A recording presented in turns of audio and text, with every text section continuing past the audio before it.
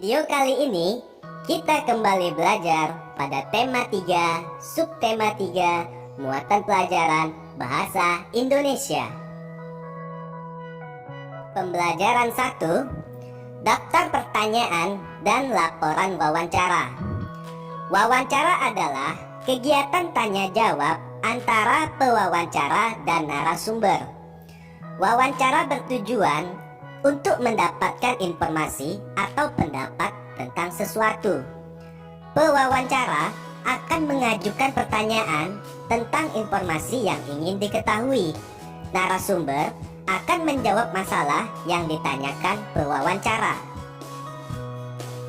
Sebelum melakukan wawancara, kita harus menentukan topik yang akan kita bahas.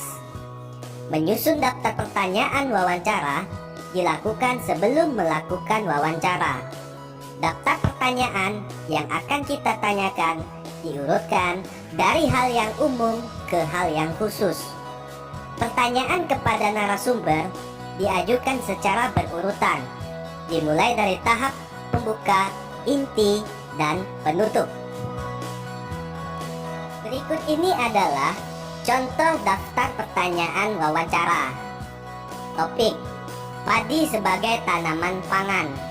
Narasumber: petani padi. Berikut daftar pertanyaannya. 1. Apa yang dihasilkan dari tanaman padi? 2.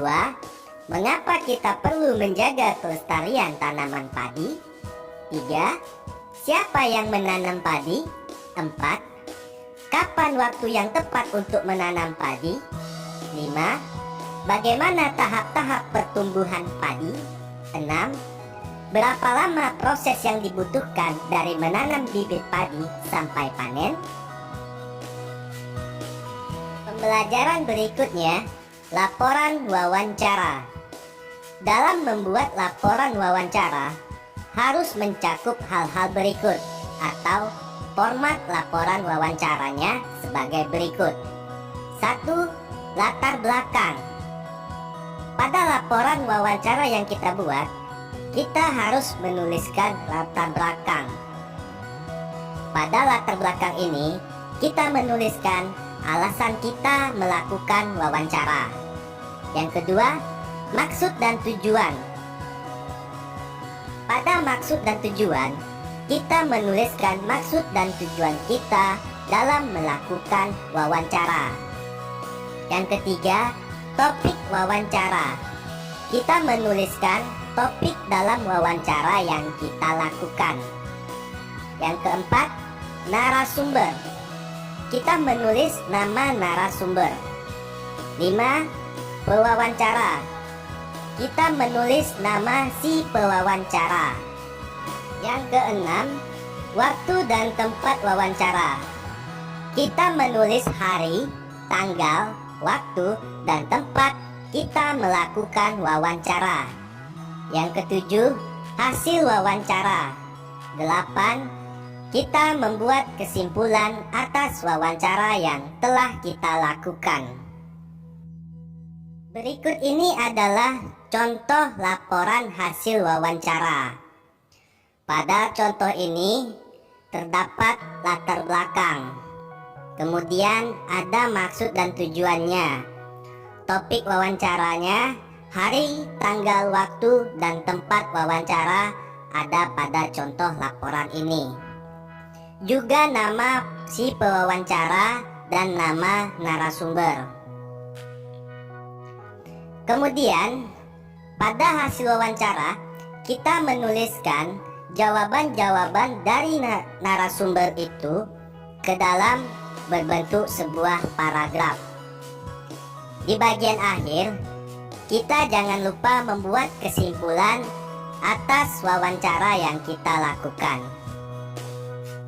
Selanjutnya, kita masuk ke pembelajaran 4. Kesimpulan hasil wawancara. Kesimpulan hasil wawancara merupakan keseluruhan isi wawancara yang telah kamu lakukan.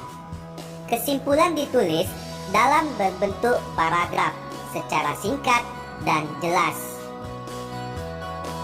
Langkah-langkah menulis kesimpulan hasil wawancara.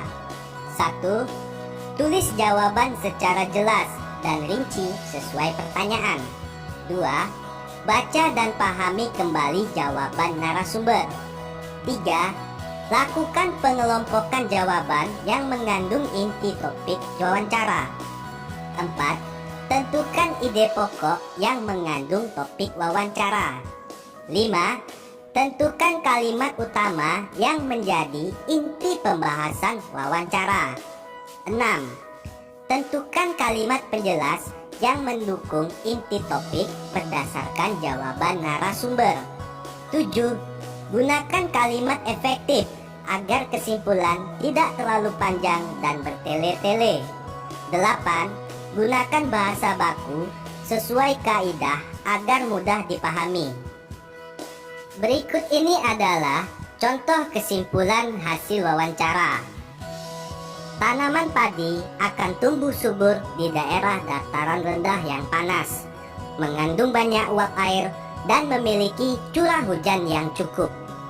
Tanaman padi berkembang biak dengan biji. Bagian-bagian dari tanaman padi yaitu akar, batang, daun, bunga, buah, dan biji. Tanaman dimanfaatkan sebagai tanaman pangan oleh sebagian besar masyarakat Indonesia.